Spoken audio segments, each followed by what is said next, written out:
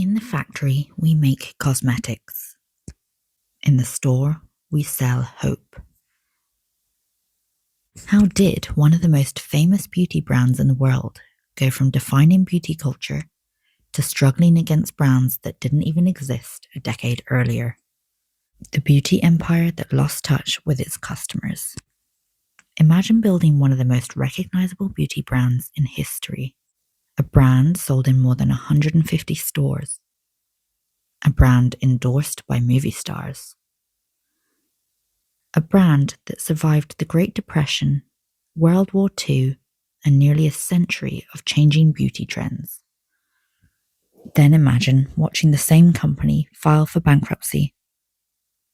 That's exactly what happened to Revlon.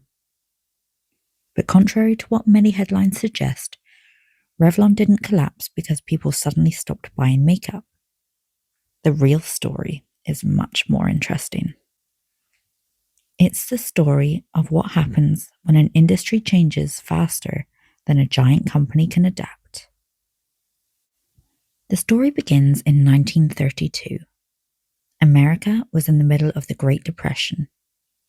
Three men, Charles Revson, his brother Joseph Revson, and chemist Charles Luckman, launched a small cosmetics company with a single product: nail polish. But this wasn't ordinary nail polish. Instead of using dyes like competitors, they used pigments, allowing them to create richer, more vibrant colors. Customers loved it. Within just a few years, Revlon had become a major success story. By the 1940s, the company had expanded into lipsticks. By the 1950s, it was one of America's most recognizable beauty brands. And by the 1970s, Revlon wasn't just selling cosmetics. It was selling glamour. Its advertising campaigns became legendary. The company helped shape what beauty marketing looked like for generations. For decades, Revlon was exactly where consumers discovered beauty trends. And that's important, because years later, that's exactly what would change. For most of the 20th century, beauty brands controlled the conversation.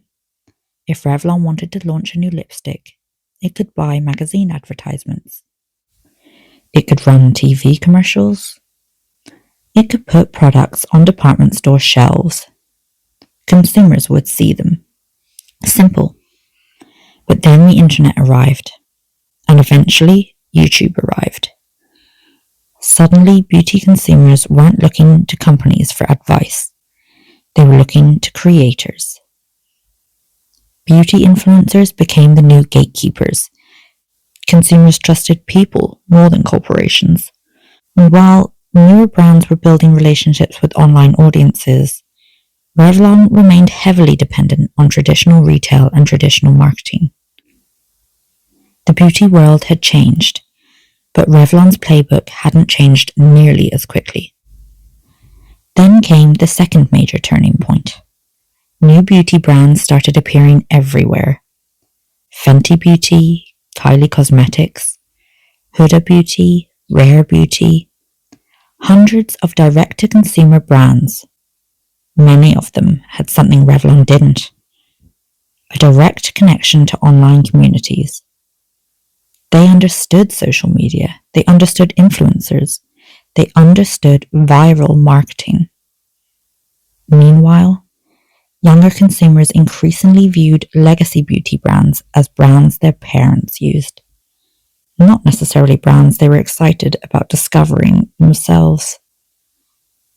This didn't happen overnight, but little by little, Revlon's culture relevance began to fade. Not because the products were bad, but attention had moved elsewhere, and attention is often the most valuable currency in modern business. Then came the issue that would eventually dominate the headlines: debt. Lots of debt. Over the years, Revlon had taken on significant financial obligations while trying to grow and acquire brands. When business is strong, debt can help fuel expansion. But when growth slows, debt becomes much harder to manage.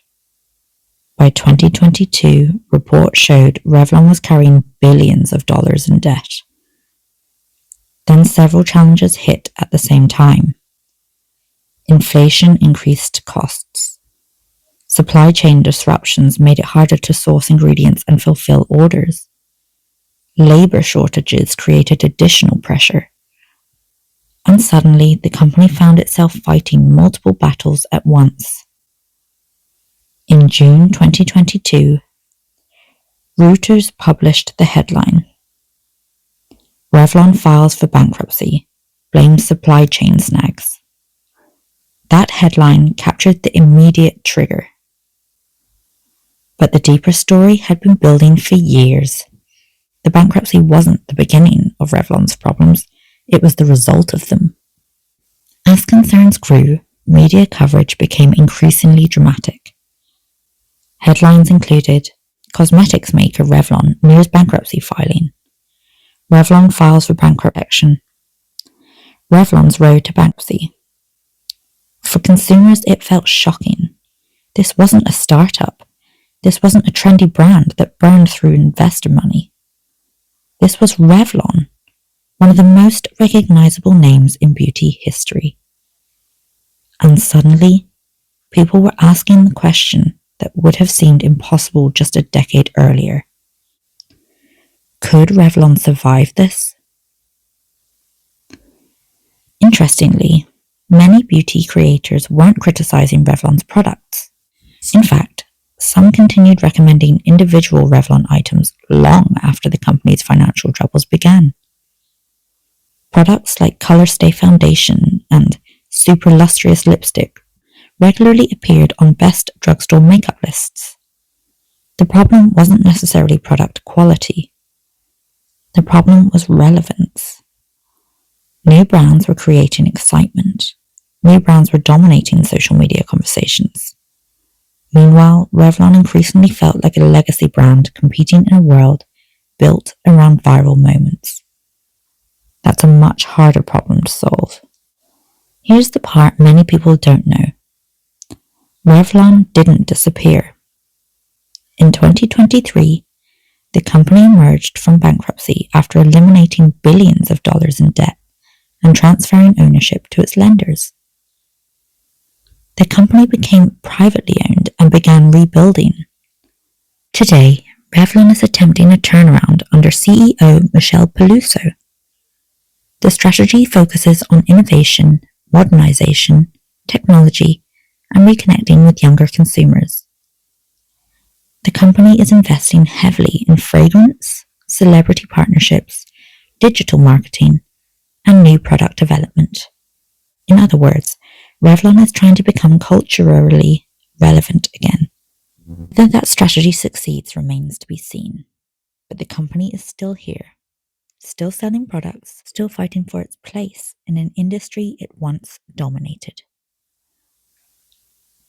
The most fascinating thing about Revlon's story isn't that it wasn't destroyed by a competitor. It wasn't destroyed by one bad product.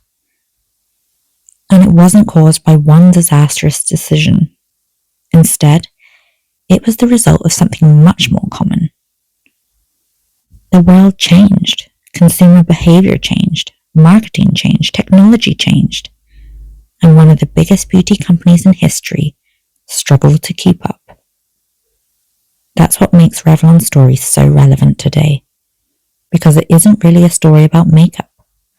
It's a story about how even the most successful companies can lose their advantage when they stop evolving as quickly as the world around them. And for businesses everywhere, that lesson might be more valuable than any beauty product Revlon ever sold.